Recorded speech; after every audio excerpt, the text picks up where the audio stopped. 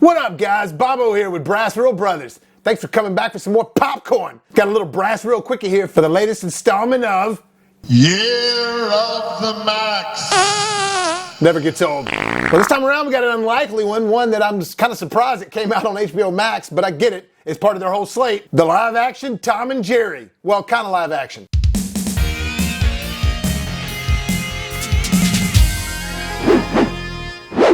If you were a kid that was born in the late 70s or 80s or anything like that, you definitely are familiar with the Tom and Jerry cartoons. I grew up watching them all the time. I actually loved them. They were awesome because it was just following the shenanigans of Tom and Jerry the entire time. Just a cat and mouse story, but it was kind of like the Coyote and the Roadrunner. Jerry's always outsmarting Tom. The sound effects are hilarious. The sounds they make are hilarious. It was a classic cartoon growing up, and it's a huge part of pop culture in America. So I wasn't pumped to see this movie, but I was kind of like, I'm curious to see what it's about. Well, first and foremost, I just gotta say, it's pretty much for kids. There is some stuff in there for adults occasionally, but for the most part, it's for kids. That's one of the two major things to me that doesn't work about this movie, is that they don't use the Pixar formula. And what I mean by that is, Pixar always reels you in when you're not expecting it. They always get you emotional. They always show you something. By the end of a Pixar movie, you really learn something about yourself, and they age beautifully. It doesn't matter how old you are to watch a Pixar movie. Like, for example, I remember when Toy Story came out. I wasn't a kid, but I was like in early high school. That movie is just as good today, if not better.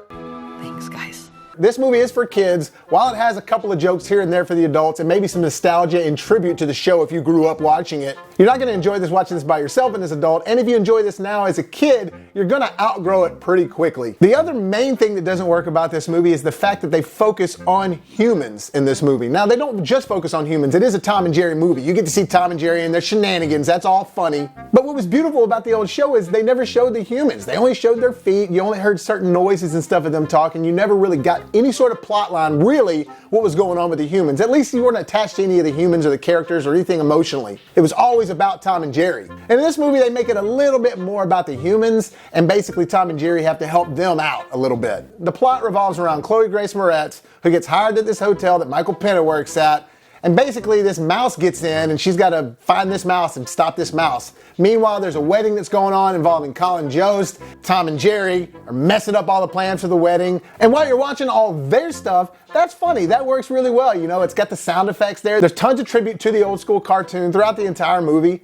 Even having the bulldog as one of the main characters of the film. All that stuff works really well. It's really funny. It's just when they get you involved with the humans to where you're just like, I don't care about this anymore. And they try to teach you something, a little moral something by the end of the movie, but at the end of the day, it comes across way more silly. It's not as heartfelt as any sort of Pixar movie can be, and some DreamWorks movies. But like I said, it's not to say I didn't enjoy it. Tom and Jerry, they were full on good. I don't know how I feel about the actual cartoon animation going along with this movie. Kind of feel like they should have just CG'd them. Still made them cartoon CG, kind of like a Pixar looking character, but the whole like actual inked cartoon, old school animation look. I just don't know why they're like that in this movie. I don't know if it was the right choice. Like in Roger Rabbit, it works perfectly because of the scenario. It's in a world where cartoons came to life through an animation studio, all this stuff. And this, there's no reason for them to be cartoons. They don't explain it. Just like people have pets, but they're cartoon pets. It's just, I don't know. To me, it was just a weird choice. And in fact, it kind of was hard to watch in the beginning. By the end of the movie, you sort of adjust to it. And by the end of the movie, too, you are warmed up to the film a little more. You're enjoying watching Tom and Jerry. Their stuff is pretty funny. There's tons of pop culture references throughout, especially like the Batman thing and the moon. But it's like, come on, how many times can we see somebody pop culture reference Batman in a cartoon? And the other thing too, Chloe Grace Moretz, she's not really that good of an actress in this. And I know she's a good actress. I've seen her act in plenty of things where she's been awesome. Kick-Ass, Carrie. I'm sorry, I'm not trying to dog on her, it just doesn't come off well. Same thing with Ken Jeong's character. He's in it, and it's like, I know that dude's funny in real life. I know he is. He still makes me laugh to this day in interviews and stuff like that, but in this movie, it just doesn't come across funny. Not let this hotel be ruined by a cat and a mouse. Michael Pena is funny though. He's definitely got a lot of laughs in here. He's the only human in the movie that makes me laugh. A picture of this mouse is tweeted out to Instabook Face or TikTok. But he's funny in everything he does. He's just Michael Pena. Michael Pena is funny. All in all, this movie's just Kids are gonna love it, no question they're gonna love it, but like I said, it's not gonna be like a Pixar film where they're gonna love for their entire life. You're gonna outgrow this film. It didn't bring anything new to the Tom and Jerry lore. I mean, a lot of time when they make these movies and remake them and relaunch them to a new generation, they try to add something new and something kind of fresh to it. This really didn't do that, including the soundtrack kind of sounded weird in the 90s as well. It's really just like watching a extended Tom and Jerry episode, but with real life characters involved, which I thought was a mistake. If it would have been just Tom and Jerry the whole time, I would have liked that a lot better. And it's kind of weird that their platform is HBO Max, because I don't know a lot of kids that are just watching HBO Max. The Tom and Jerry, nothing to really write home about. It's a fun watch, especially if you got kids. They're gonna love it, but we'll just see for how long. I give it a C. But like I said, if you don't have kids, there's probably no reason to even watch this movie. Well, that'll do it, guys, for this BrassReal Quickie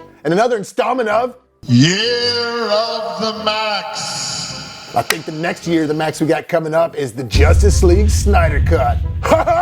Well, guys, thanks so much again. I appreciate y'all. Love you with all my heart. Hit the like button if you enjoyed this. Look for BrassReal Brothers on Facebook. Look for Bobby Williams on Facebook. You can find me on Twitter, BrassReal at BrassReal. And if you haven't done so already, hit that subscribe button so you can help us make it to the top. And as always, if life gives you lemons, make some hot, fresh popcorns.